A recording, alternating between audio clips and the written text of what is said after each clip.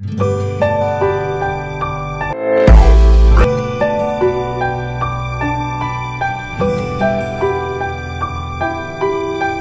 friends, I Robinson. Welcome to our YouTube channel Star Science Robinson. Let's get to topic. ఈ రోజు మనం నేర్చుకునే ఒక టాపిక్ ఏంటంటే ఇంగ్వినల్ హెర్నియా. సో ఇంగ్వినల్ హెర్నియాని గ్రాయిన్ హెర్నియా అని కూడా మనం పిలవచ్చు. సో ఈ ఒక ఇంగ్వినల్ హెర్నియాని ఏమంటామంటే సాఫ్ట్ టిష్యూ బల్జ్ అవుతూ వీక్ పాయింట్ అబ్డామన్ మజిల్లో ఎక్కడైతే ఉంటుందో ఆ ప్లేసెస్ నుంచి ఆ ఒక ఇంటెస్టైన్ కానీ లేకపోతే ఫ్యాట్స్ కానీ ఆ ఒక పర్టికులర్ ప్లేస్ నుంచి బయటికి అది బల్జ్ అవుతూ కనపడతా ఉంటుంది.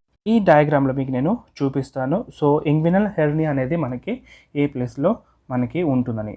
ఈ ఇంగ్వినల్ హెర్నియా ఎందుకు వస్తుంది అని మనం ఒకసారి చూసుకుంటే కనుక అబ్డామినల్ మజిల్స్ అనేవి వీక్గా ఉండడం వల్ల మజిల్స్ నుంచి దూరి బయటికి వస్తుంది అనమాట ఇంటెస్టైన్. సో ఈ ప్లేస్లో మీకు నేను ఇప్పుడు చూపిస్తున్నాను.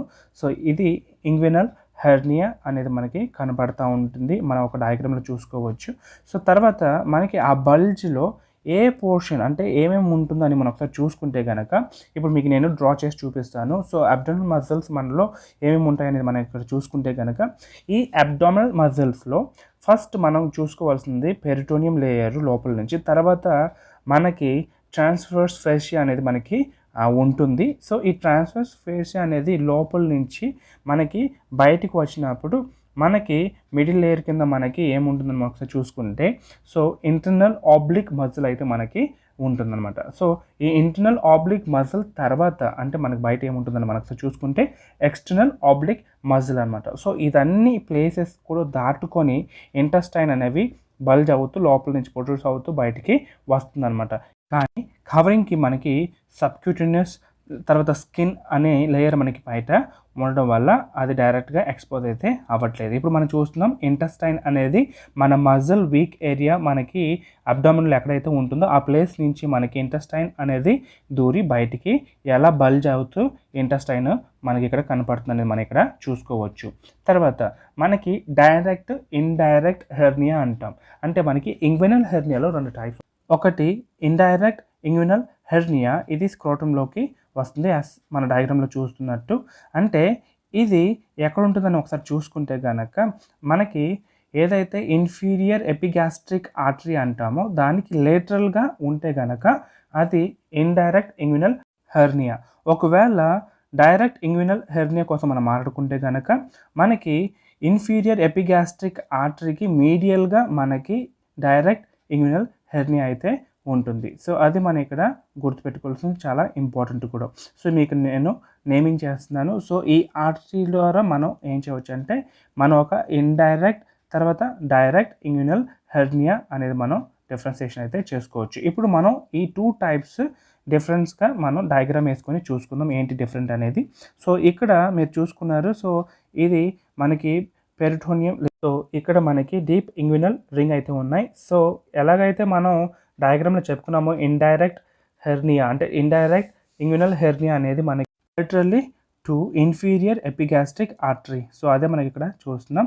సో ఇక్కడ మనకి మనం ఒక అబ్డామినల్ మజిల్స్ నుంచి మనకి ఎలాగ వీక్ మజిల్స్ నుంచి దూరి ఎలాగ మనకి స్క్రోటంకి పాస్ అవుతుందని మనం ఇక్కడ చూసుకోవచ్చు. సో ఇక్కడ మీరు చూసుకుంటే కనుక ఇంటెస్టైన్ అనేది మనం ఒక డీప్ ఇంగ్వినల్ రింగ్ దాటుకొని తర్వాత సూపర్ఫిషియల్ ఇంగ్వినల్ రింగ్ కూడా దాటుకొని స్క్రోటంకి అది రీచ్ అవుతుంది అనమాట. సో ఇక్కడ మనకి గుర్తుపెట్టుకోవాల్సిన స్పెమటిక్ కార్డ్ ఇక్కడ నుంచి మనకి ఈ ఒక ఇంటెస్టైన్ కూడా దాన్ని ఫాలో అవుతూ స్క్రోటంకి రీచ్ అవుతుంది అనమాట. మజిల్స్ చూస్తే కనుక పెరిటోనియం తర్వాత ట్రాన్స్వర్స్ ఫేషియా తర్వాత ఇంగ్వినల్ ఆబ్లిక్ తర్వాత ఎక్స్టర్నల్ ఆబ్లిక్ అనమాట.